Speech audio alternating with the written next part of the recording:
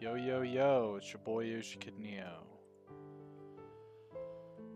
After a little bit of changes, I have found myself in Mississippi for about 3 months, so I don't have my normal stream setup. I don't have my normal abilities to add the kind of like the voices that I was doing with Morphvox. I don't have the soundboard, unfortunately, and I don't have my like ultimate setup in order to run D&D the way I want it to be ran. But you know, with every challenge comes new hurdles to just make myself better as a streamer, make myself better as a dungeon master for my group, and after today we'll continue to stream probably every Saturday. In times will fluctuate between noon or 6:30 or 6 o'clock Mountain Time. But this is not a video about my stream and where it's going or anything like that. No, no, no. This is because my stream ended up not working earlier for the actual session that everyone was supposed to be able to watch and enjoy. So instead, you get to see my beautiful splash art in the background, and you get to see my dumb face as I kind of explain the events that happened today during our session. So the session started out with the characters outside of the village of Kron. The reason the characters are here is because they were sent with the guards of the City of Guilds to go and try to take out the Knoll army that had essentially come through and captured the city, taken all of its inhabitants as slaves, and we're going to use them for sacrifices. At least that was what they expected to happen. They weren't really exactly sure what was going to happen. There's really no way of telling. Gnolls are curious creatures. They kind of creatures of instinct, and you never know what their instincts are going to tell them. But regardless, the battle ended quite poorly. Yanagu, the demon lord of the Gnolls, whom they worship, ended up being resurrected and proceeded to attack the party. But he was more or less toying with them, seeing what they were capable of, and then he had other things that he was worried about instead of killing them. He rallied his gnolls together, and they proceeded to go ahead and finish off some of the guards, the ones that were still kind of alive. They weren't really capturing them, but what ended up being seen is when the party was leaving, there was a large group of the Black Hand, which is this criminal organization who the party don't know too much about, except for they're within the slave trade, and they're trying to kind of break that up and end it. But they ended up popping out for a multitude of reasons. The party doesn't know exactly why they were there, but they were told from the leader of this little group that they came because they heard about this contract. They came because the party owed them money, and now it's got accrued interest. And they said it was 100% interest because things like this don't slide, and it's time for them to make a point. So they told the party it's either give us 1,000 gold or we'll have to force it from you. And in all honesty, and after he sort of gestured around, it doesn't look like you're in any position to really fight us. And Ryu, who was Dallas's character, he wasn't here today. I think he's doing a bunch of personal life stuff, so he's kind of out of the sessions for a bit until he comes back. But Ryu was the only one that was really like down. The rest of the group had used a lot of spell slots and stuff in the battles, so well, not a lot, but they used quite a few. And I believe Lacan had used his action surge and second wind ability already. He may not have used second wind, but he did use action surge to try to whoop some ass, which he did whoop ass. He did kill the Death Knight, but honestly, it was behind the scenes. It was either the Death Knight needed to die or one of the party members needed to die in order to bring on Yanagu. Had they done it non-lethally and knocked out the Death Knight, Yanagu would not be here. But the party doesn't know that, and unless they watch this, they'll never know that. It's just part of the system that I'm kind of going with. It's kind of how it works, and hopefully they don't use that in metagame, but if they do, then I'll have to punish them. Kidding, kind of. Anyway, the party gave them the money and watched as they went and started shackling up all of the guards that were kind of crawling out from the effects of the battle. The ones that were still alive but barely hanging on, these were going to be the new slaves that they would end up converting from guards to slaves and selling off to the markets that they use. So this obviously rubbed the party the wrong way. Lacan, out of character, was trying to think of a way that they could possibly take them all on, but, you know, we had 4 players, which means I would have had to play 2 of the characters because there's 6 in the party total. And they decided to just roll with it, because if they did attack, the gentleman did tell them that worse things would come if they do not obey. So they went ahead and, you know, they had to roll over for this one. The Black Hand won. And, you know, sometimes you can't always let your party win everything, you know. As a DM, I fully believe in giving my characters power. I really want them to succeed in everything they do. So I feel like I'm a more lenient GM, but they also need to know that, hey, you guys are not the only powerhouses out in this world. There's other things that you don't know about that are a lot stronger than you. And this organization, the Black Hand, is one of those things. Luckily, they picked up on it. They didn't try to pick a fight, and now they know for the next time to be, you know, either more ready or try to learn more about them, whichever works out for them. So they hoofed it back home. They noticed that all of their food and all of their loot, well, not really loot, anything that they left on their cart that was useful was essentially taken. And they got the sense that it was probably the Black Hand doing another bit of bullying to them. So they are not happy with these guys at all. And in all honesty, why should you be happy with what they did? They're a criminal organization, and they're milking you guys for money. So they get back home. It takes them about a day and some change travel. They ended up pushing through the night. Half of the party succeeded on their Constitution saves. The other half did not. So, you know, 1 point of exhaustion. But at this point in time, it wasn't really doing anything for them. So they didn't have to worry about, you know, being exhausted to get back in town, because they went straight to their guild hall. And in all honesty, I wasn't trying to, you know, keep on. Like, I could have probably had the Black Hand attack. My thoughts were to have the Black Hand show up either when they got back to town or right when they left the whole battle. And I thought it would make it more dramatic if they showed up right after the battle. And now the players, and this actually did happen, now the players are like, all right, first of all, how the hell did the Black Hand know we were even going to be here? How did that guy know that we've already done a couple contracts, so we should have a bunch of coin on us to pay this debt? How do they know this stuff? There must be a mole. That's their conclusion, I think, that they came to. At least that's what Zuka, the Luxodon brewmaster, came up with. So he went and he woke up Saris, who is their officer, essentially. He's the one that gives them the contracts and makes sure that they're paid and stuff like that.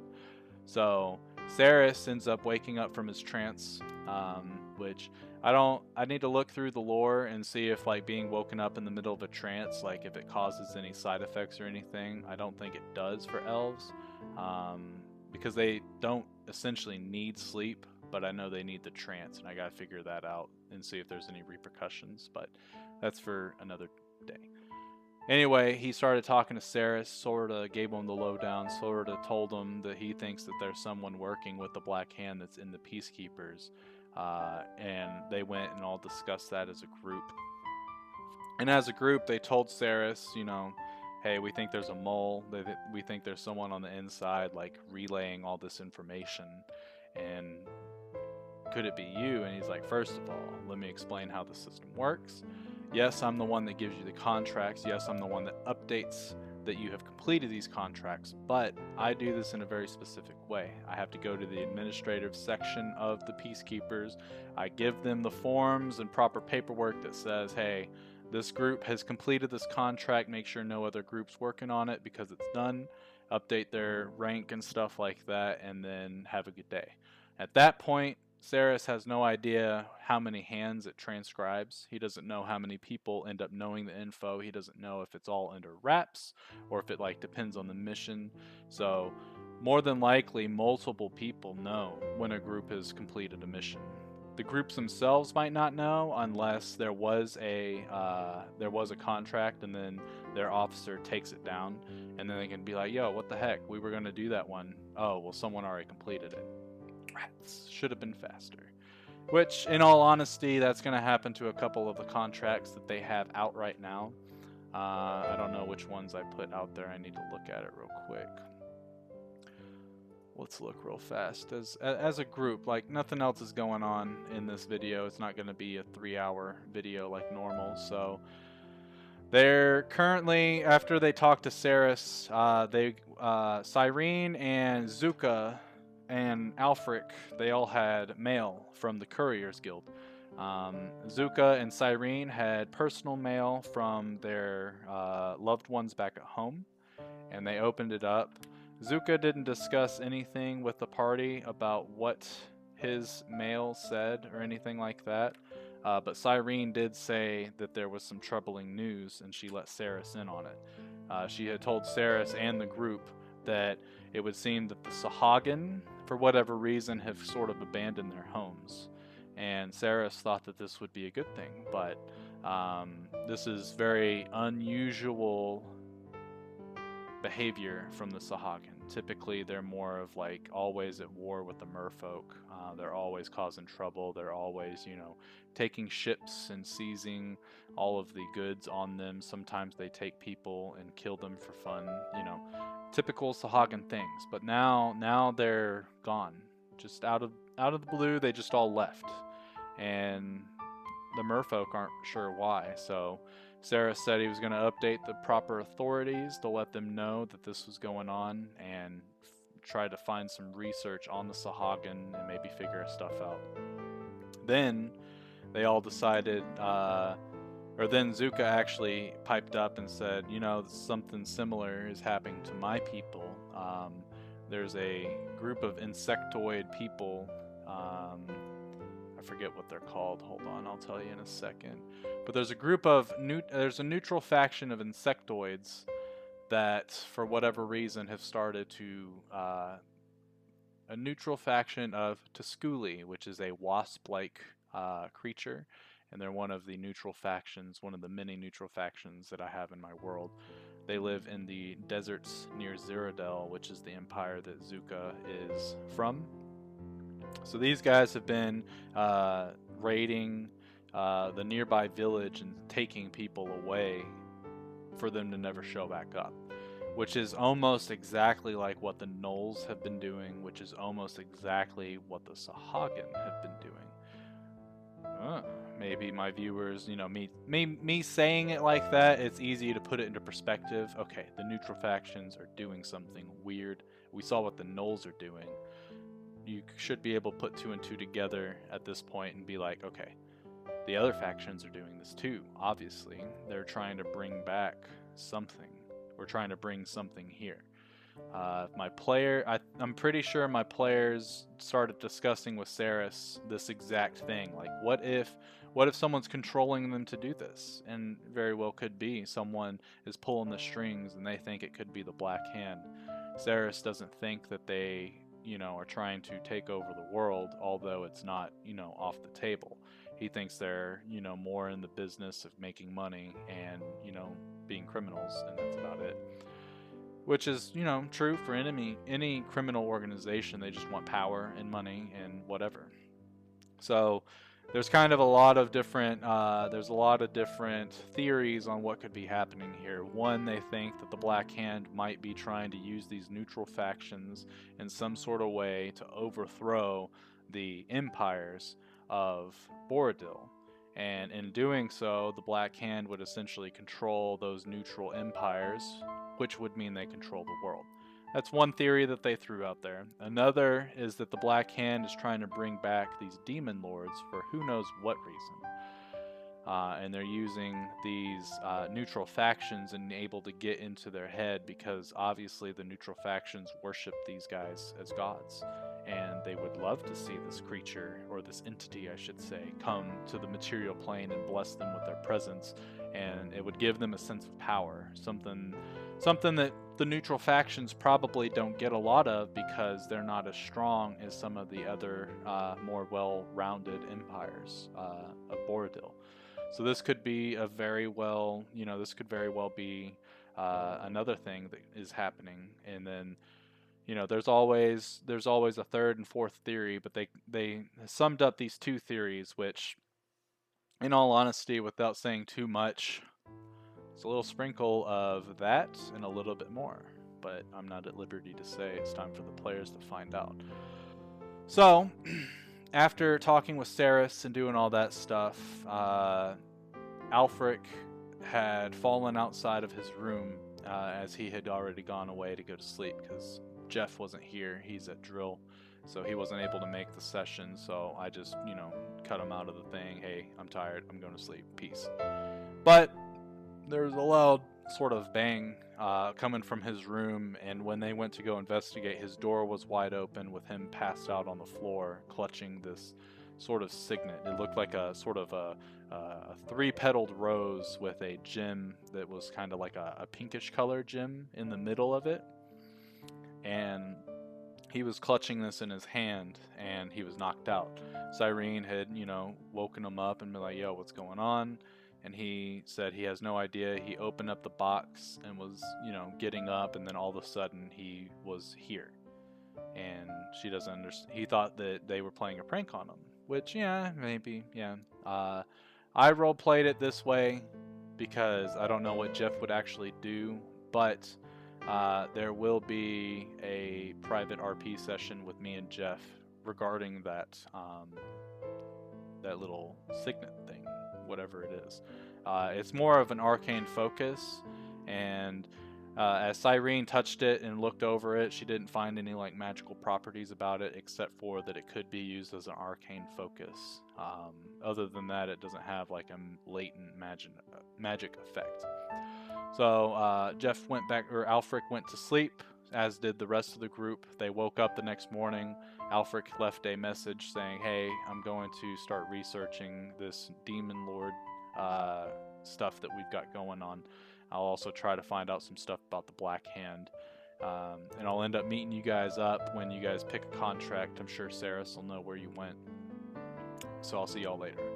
And then in Ryu, because Dallas didn't ever say anything to me about not missing the session after I had posted the time, and Ryu just went away. I don't know what he's doing. I'm not really worried about it, honestly. So the party decided to take this buzz-off contract, which would take them to the southern Zirodel Desert to go and figure out why these Tusculi are starting to become more aggressive lately. In order to get there, let's go for a little field trip real quick, shall we? In order to get there, they have to go... Oh, wrong one. They have to cross the ocean. And Cyrene has never... I'm pretty sure she said it 1 or 2 times. Other than that, she hasn't said much about her homeland, and granted, the party honestly doesn't really ask much about the backstory of any of the characters. That's no fault of the party, that's no fault of me, that's just the way that my players are. They don't, roleplay all too often about the backstory that some of the characters may have created. It's probably just not something of interest, but had they asked Cyrene, a little more questions, they probably would have known that she comes from... I know that it's... actually... I think it came up perfectly fine on the stream. So, right here is the Empty Swells. This is where Cyrene comes from. I didn't have her choose a specific location. I think that I'm going to have the merfolk live like dead in the center. And then there's Sahagin encampments like all around the spots. Some of them up here, and that's where the Sahagin live. So this is what they know. They know that the Sahagin have retreated. And I mean, you're not going to really go down to the spots, the colder water down there for no reason. They're going to go, the Sahagin are known raiders. They retreated upwards. Granted, the merfolk didn't put this in the letter to Cyrene, so she didn't know the exact positioning of them, but if they would have thought, you know, okay, they're raiders, we know that. If they would have asked a question about Sahagin and what they typically do, but they didn't ask any of those questions. So this might be, I don't know, this could maybe be a failure on my part by not trying to nudge them into, hey, ask me questions about the Sahagin, but I don't, they've asked not to be babied. They've asked not to have me hold their hand, so if they don't ask the question, that's on them. But if they did, they would have known the Sahagin have more than likely headed up north in order to start, you know, capturing people and stuff like that. Oh, hey. So, the city of Guild's port, they had to go from here to the Zerodel port, which is roughly 90 miles, with the ship. The ship, I think, can go... It could reach there in, you know, a matter of hours, but what I rolled with the weather is that it was a gentle breeze and that it was not in their favor for heading southeast. So it was going to take them about a day and a half. Granted, I know that weather changes, and I was going to re-roll it for the next day, but this was the weather for the day. So, they got about 2 hours out, which I would have put them probably right around... they weren't very far off. I would say probably somewhere right around here. So they weren't very far at all with 2 hours of travel.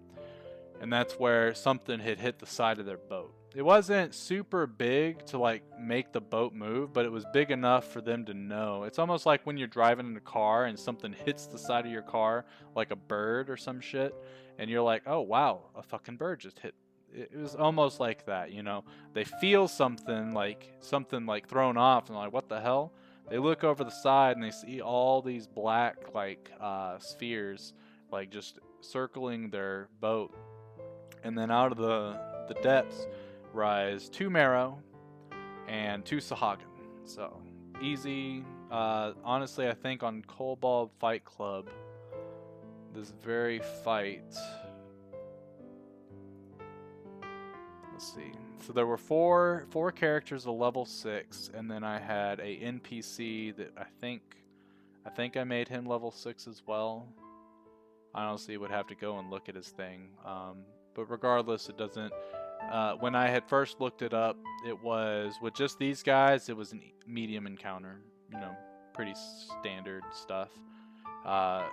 Then, after a round of combat, they had killed a Sahagin, and they had made a Marrow, I think, go to half health. So they almost obliterated the encounter in one go. So that was when the actual creature... because I decided once the combatants go down about halfway, the next creature would show itself. And so came out this creature. I'll show you guys what he looked like. He's a pretty cool dude. I like it. He's honestly he's a homebrew creature that I found on Reddit, and he's really freaking cool. So this is the creature.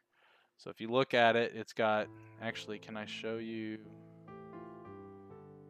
I wonder if I did it right. No, I did it. I'll find the photo real quick in my files. But anyway, so this creature jumped up and started to attack, but he had the intent of going for Cyrene. So they could tell based on his movement that he was after Cyrene, because Mirrodin was right here next to this creature when it showed up. So when he showed up, he booked it over to where Cyrene was at and started attacking her. So the party's like, alright, this motherfucker is after her, but why? They have no idea why. So they start attacking it, obviously. But then, like, one of the Sahagin killed one of the commoners, as you can see here, and dragged him overboard and dove in the water. Another commoner was killed and dragged over to the water as well by a marrow. And then they heard, I had Zuka and Mirrodin heard something from underneath the deck, so they ran to go and check it out. And on the bottom of the deck, a new marrow had popped out, and one of the marrow that was already hurt quite badly had also popped out, and they were trying to sink the ship. So Zuka and Mirrodin tag teamed these guys with Drown and started to try to fuck them up. Drown is the captain of this ship. He is a water genasi. He is a cool dude. I think he is anyway. So they started fighting this guy. And I think the unfortunate... Okay, here's the creature. If it pops up. There it is. So as you can see, it's got a humanoid torso. He's wearing this thing that covers his face so that he doesn't have to see things. Probably so he doesn't have to see himself. He's got this really big ass fish hook that's all rusted and it's got barnacles and shit on it, and then he's got 8 tentacles, much like an octopus. So this creature, if you end up wanting to know it, just send me a private message on Twitch. That way I don't actually tell my players, if they actually watch this stuff, what it is that they fought and what it is they got their ass handed to them from. So this creature starts fighting Cyrene. Before Mirrodin goes down, he grabs her and used Dimension Door to get onto the mast, or on the crow's nest that's 30 feet in the air, hoping that this will put plenty of buffer space between them. And then he used another spell. I think he used Misty Step to get down to the deck again and went underneath to try to help Drown and Zuka. So that leaves Cyrene and Lacan up top doing damage to this thing. And Lacan, oh man, he was the MVP for sure, because he has... there's these revised martial equipment rules that I use for my players, because I've also gotten Grimoire's Grimoire thingy for spellcasters. So there's 1,000 different homebrew spells that I'm allowing in this campaign, and then there's, to make it cool to be a martial character, there's also this whole PDF about all these different weapons, and they have different effects that they can do if you use if you get master, and then they do different damages and shit like that. So anyway, Lacan has the chain sword, and one of the abilities of the chain sword is you can wield it one-handed, and it is a long sword. Or no, yeah, wield it one-handed, it's a long sword, and when you go into two-handed mode, it turns into a chain, like a whip, a sword whip or whatever. Anyway, the sword whip has a ability called Entangle, and what Entangle does, it is allows you to essentially grapple a creature that is no more. It's either your size, or it's either large or smaller, and if you succeed, then they're grappled, and every turn you can do your strength modifier and damage to them for free without having to roll, and you can do that per attack. So it's pretty cool. You can also, when you're the master with the chain sword, you can roll attacks and still attack it even if it's entangled, which would obviously do more damage. So that's what he was doing, is he was just sitting there and doing more damage to this creature, whittling it down. Cyrene was in the crow's nest, call lightning and blasting this sucker every turn, and it was just kind of stuck there trying to break out of the chain sword and move away. I think it broke out twice, and Mirrodin ended up casting a spell on it that also, it was like a mummified spell from that spell book of homebrew stuff, and it essentially wrapped him in all this mummified stuff. And if he were to die while that happened, he would become a mummy for a minute, and he would work with the party. All it takes, though, is a strength save in order to break out of it, and your boy throws a lot of strong creatures. He's only got a +3 to strength, so he's not the strongest. Like, honestly, most of the characters have a higher strength score, so it just didn't work out. He ended up rolling really high and broke out of that, and then that was his turn. The next turn, he broke out of Lacan's little chainsword thing and started trying to move up on Cyrene, gave him an opportunity attack, and he just entangled him again. So at this point, this creature's like, alright, you know what? You're getting fucked up. I was going to fuck her up, but you're about to get fucked up. So he started to use his 2 tentacle attacks. And his 2 tentacle attacks, the way they work is if you get hit with it, you become grappled and restrained. It's this tentacle right here. And until the grapple ends, the target is restrained and you take 2d8 plus 3 bludgeoning damage on the start of each of their turns. So at the start of your turn, once you get this grappling effect, which he was actually the first to go, so Lacan ended up taking this restrained damage again, like immediately after. Now Lacan has the heavy armor perk, which reduces, non-magical bludgeoning, piercing, and slashing damage by his proficiency modifier. So it reduced it by 3, but he started going down real quick because I did a quick ruling that if you can be restrained twice, just like you can have, double disadvantage. It doesn't add anything extra, so like you can't have negative speed or anything like that. But it means that if the creature has means of being able to grapple and restrain you twice, which this one specifically has 2. Because it's got 8 tentacles, it can use 2 of them to grapple someone. So that's exactly what it did. It did 2 tentacle attacks, it grappled Lacan and restrained him twice with each one. So he would have to make 2 separate actions, one of them to rip off one of them and the other to rip off the second one, and then he would be free. When this happened, he called out, and unfortunately I think it was because of the fact he was in Discord, but he wasn't able to talk to us. So he typed it out. He said, "Hey guys, we're restrained up here," and that was his free action. I read it, and maybe it was my fault for not being like, "Hey guys, Lacan shouts this out. I should have probably done that for him." I don't remember if I did it, and I don't have the footage to go and look back, but I may have done it, and it just went over the other 2 players' heads that were downstairs. But in all honesty, they were trying to fix the boat and try to make sure that it didn't sink. So kudos to all of them. They were doing what they needed to do, because had the boat sunk, like, I honestly wasn't prepared for the boat to sink, and if it did, there were more creatures down there, and I don't think they would have I think all of them would have probably died, and that would have been a TPK, because Zuka has literally no way to fight underwater. Lacan has no way to fight underwater. Cyrene and Mirrodin have spells that they can do, but at this point Mirrodin will not be able to do verbal components because he can't breathe underwater. So Cyrene would be the only one able to do anything, and they were after her anyway, so they probably would have just snatched and grabbed and ran away, and then the party would have been stranded in the middle of the ocean. There's all types of shit that could have happened, but that's the beauty of D&D, is that you never know what's going to happen until the dice roll. So the creature grappled onto Lacan twice, and at the start of Lacan's turn, which was next, he ended up taking that damage twice.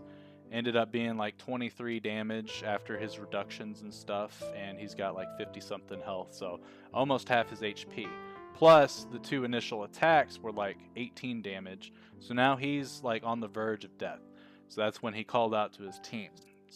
Cyrene is up in the crow's nest, pegging him with lightning, and he's making his dex saves, so he's not taking all of them. He does take a few full hits, but it doesn't matter.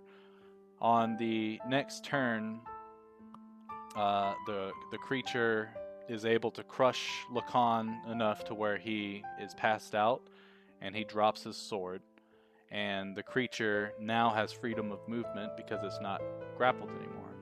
So he looks up to Cyrene and says, "We will come back for you," and then it jumps into the water. So at this point, everyone's going crazy. They're like, "Oh my god, what the fuck? This is actually happening."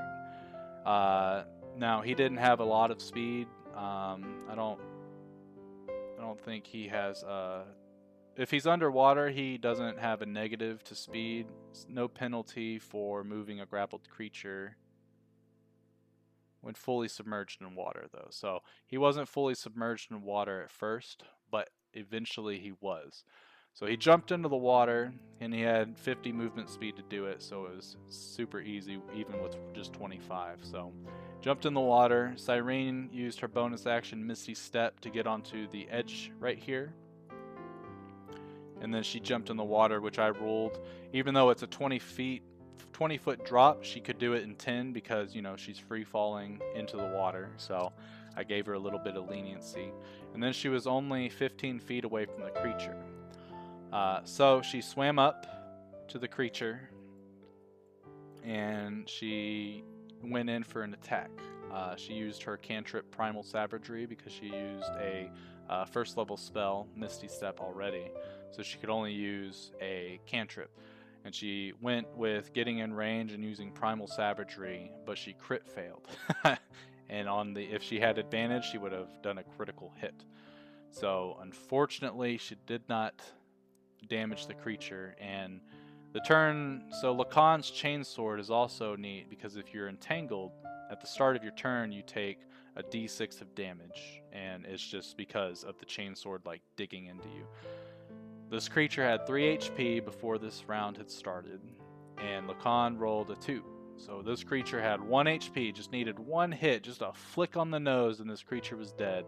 And then Cyrene went to go and try to do it, and she crit failed, which, you know, ended up sealing their fate, because now they're both underwater. Cyrene is able to transform her legs into her tail and have a swim speed, but unfortunately this creature had turned around to see her now and was like, alright, cool, I'm glad you came. And it did a tentacle attack, and of course it hit. So now he's got Lacan and Cyrene grappled. They're both making death saves. The players don't know it, but Cyrene actually rolled. She rolled an 18, which was good. She then rolled a 6, which is bad, and then she rolled a nat 1 death save, which is 2 failures in a row. Lacan actually, I think he got to roll 1 death save that was a success, and then because he was grappled and restrained when he was brought into the water, that counts as 2 critical hits against him, and he instantly died at that point. So now this creature has both of them in its grasp, and when it's underwater, its movement speed actually doubles. So now it's got 100 movement speed, and it just dove straight down. The other 2 characters in Drown were able to kill the Marrow. They were able to get the supplies to patch up the boat real fast.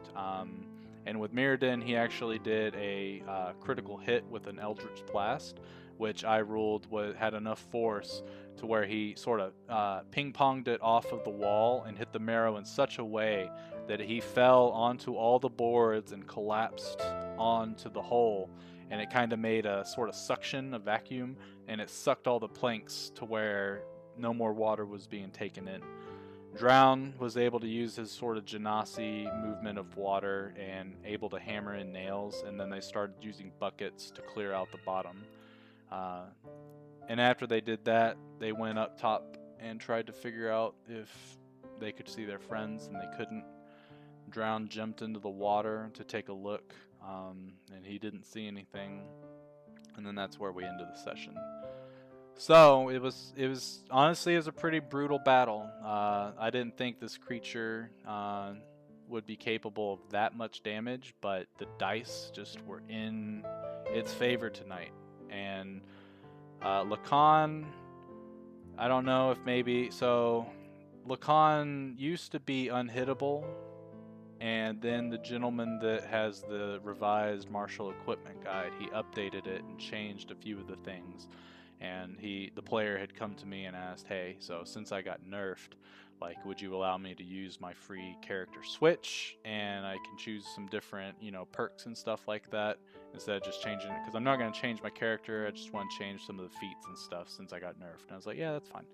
Because, you know, typically everything that's in the player's handbook has been there for years, so those aren't going to really change, and if it does, I don't really look at the errata, and I probably should, but I don't really care too much. Because if anything gives me an issue, then I can go and look it up and go from there. But he changed from having, I think, a 24 AC with his abilities, and then having advantage, or having a +2 if he used his reaction to go into a parry stance, which ultimately put him at 26. He went from that to having a straight 21 AC no matter what was going on, and that may... I'm pretty sure this creature was still rolling pretty high, but with the +3, actually, hold on, let's see. Let's just see the hypotheticals. It doesn't really matter because Lacan is dead right now. There are ways to bring him back. It's a +6. So, yeah, had he not changed any of that stuff, then this creature literally, in order to hit Lacan at any point in time, as long as he's doing his parry stance, would need a natural 20 to hit him. And this one did not ever roll a single natural 20. So Lacan would have never taken any damage. He would have never been in any trouble without the character switch. But honestly, the chainsword was just so clutch, it allowed him to do a lot of damage. So, you know, it's a give and take. You want damage? Alright, you're a little squishier now. You want defense? Okay, but you do shit damage. And not to mention the, you know, being able to peg this guy and keep him from moving to go and attack Cyrene was really handy. So, there's just so many different things that could change the dynamics of the combat. The spells that the players take could change the dynamics. The order in which they attack people, or maybe if Lacan went down, he would have been able to take out those Marrow before Zuka and Mirrodin were able to, because of how much damage he was doing. But definitely, I'm almost certain that if Zuka and Mirrodin didn't go down below deck to stop the Marrow, I'm 100% they probably all would have died, because that boat was going to start sinking, and all they had to do was buy their time and wait, and then there's no telling what's under the water. And with the way Sahagin work, they usually have a, like, you know, a school of sharks around with them, and they would have all just been eaten. So, yeah, we lost 2 characters today. If the dice rolls were more in the character's favor, we would have lost 0. It was literally that one roll, or 2 rolls. The one roll of Lacan being able to do the damage at the front. If it did 3 damage, boom, combat's over. But it didn't, so he got dragged in and was starting to get crushed. Had Cyrene hit her primal savagery, she would have been able to, as long as he rolled the proper death save. If he would have failed it, he would have died because he had 2 fails already. But if he would have made it, then she would have been able to heal him the next turn, bring him back, and they both would have survived, most likely. But it's just the way that D&D is done. See this little 1 right here? He survived with 1 HP. He was able to get what he came after. The party doesn't know this exactly, and they won't know it for a while, but there is a reason that he was going specifically for Cyrene. And unless the party just, for whatever reasons, like, you know what, fuck those guys, we're not even going to worry about it, then more than likely next session is going to be them going underwater to see what the hell they can do. So that's, you know, that's the 44 minute version of the 4-hour session that we just played. I know it's still quite a lot to take in, and then, because it's all fresh in my mind, that's why I wanted to do this. So I appreciate everyone coming out, and until we see you next Saturday the 14th at 6 o'clock Mountain Time, y'all have a wonderful day. Peace!